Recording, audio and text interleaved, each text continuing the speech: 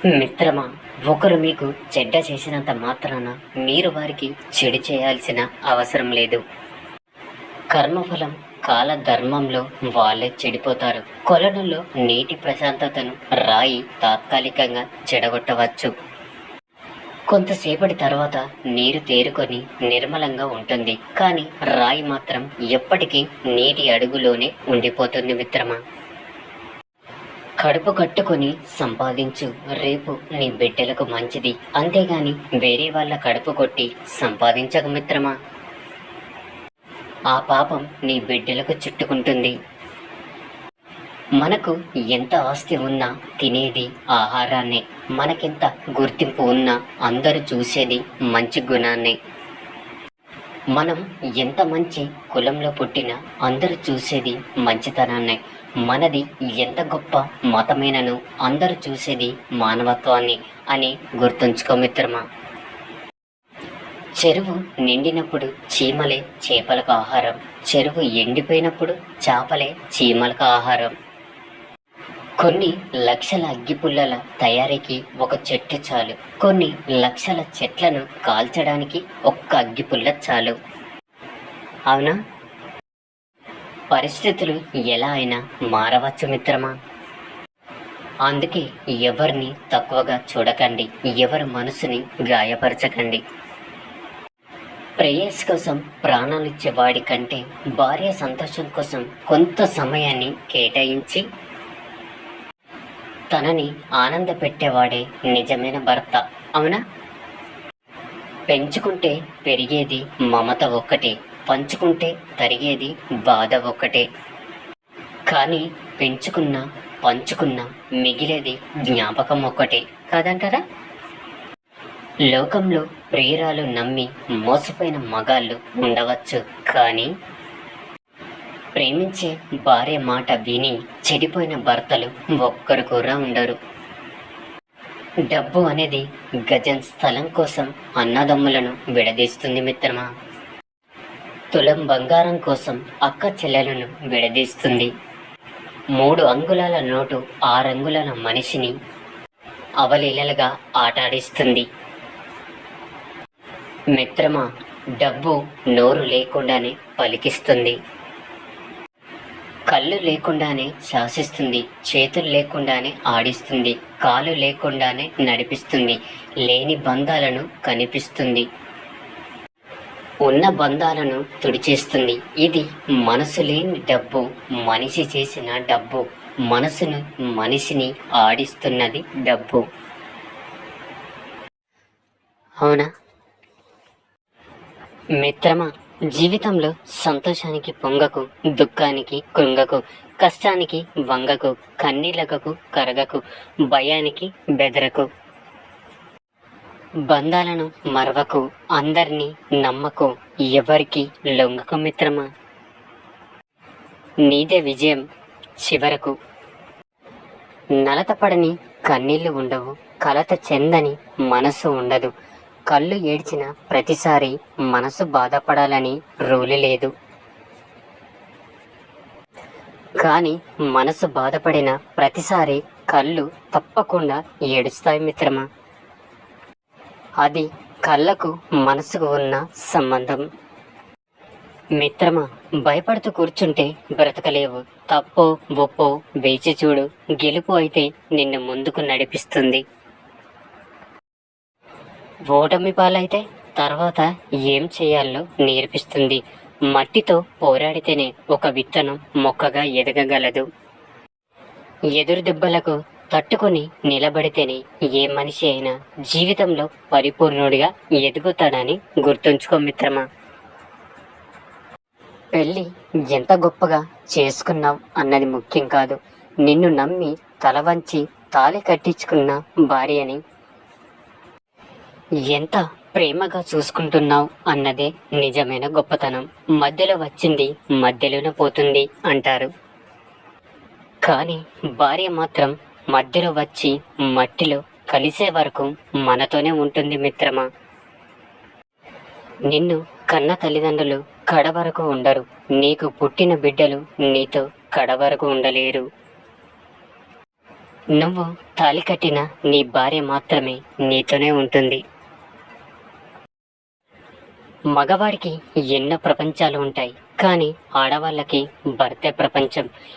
ఆ ఒక్క ప్రపంచంలో కూడా సంతోషం లేకుండా పోతే వాళ్ళ బాధ ఎవరితో పంచుకుంటారు? అందుకే వీలైనంత వరకు భార్యకు ప్రేమ పంచండి. పెళ్ళైన తర్వాత అత్తగారింటికి వచ్చిన ప్రతి అమ్మాయికి భర్త చెప్పే మొదటి మాట, మా అమ్మ అంటే చాలా ఇష్టం, ఏ కష్టం రాకుండా మీ అమ్మలా చూసుకోవాలి అని చెప్తాడు. చెప్పాలి కూడా, అది ధర్మం.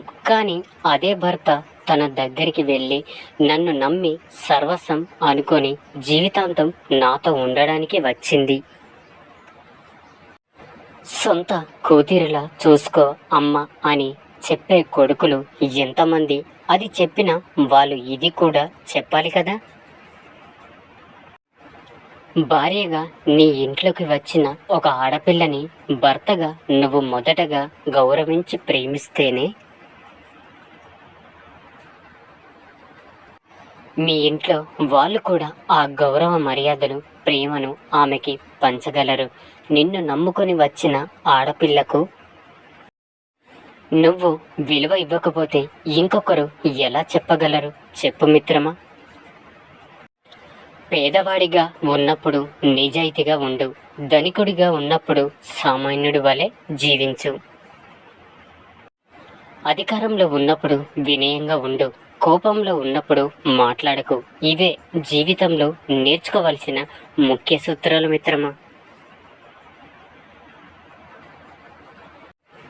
సంపదలు ఎన్ని ఉన్నా తృప్తి లేని జీవితం వ్యర్థం.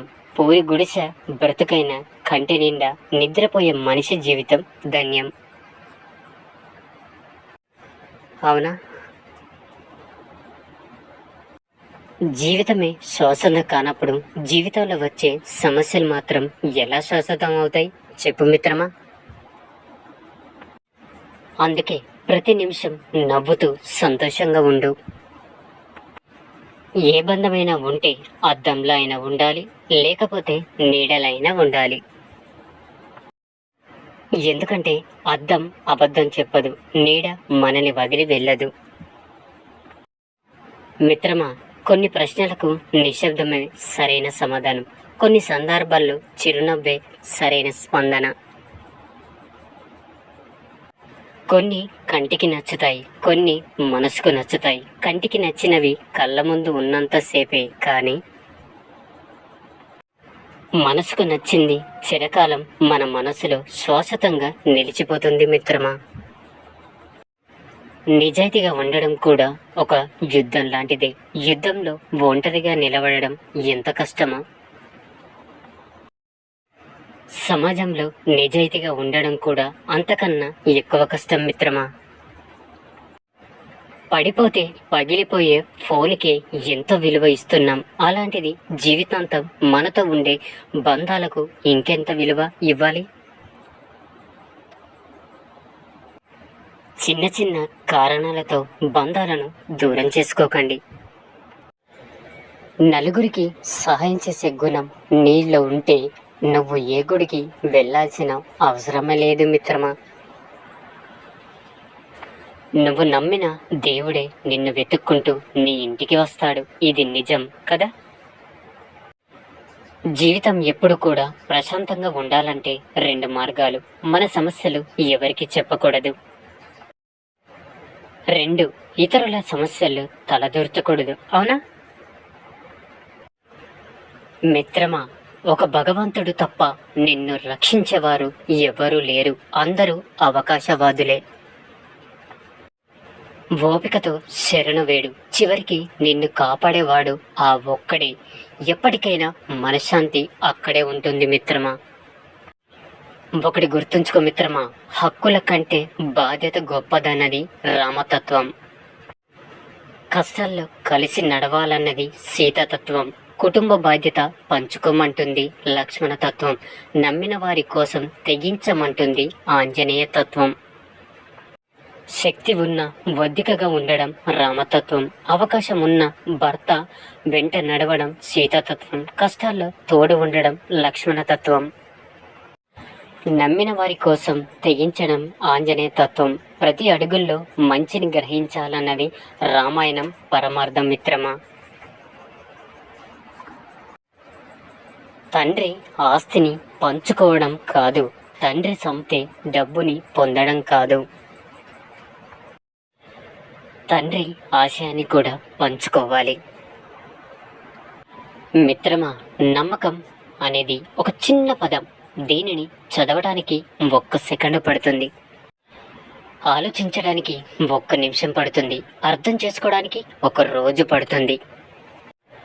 కానీ నిరూపించుకోవడానికి 1 జీవితకాలం కావాలి మిత్రమా.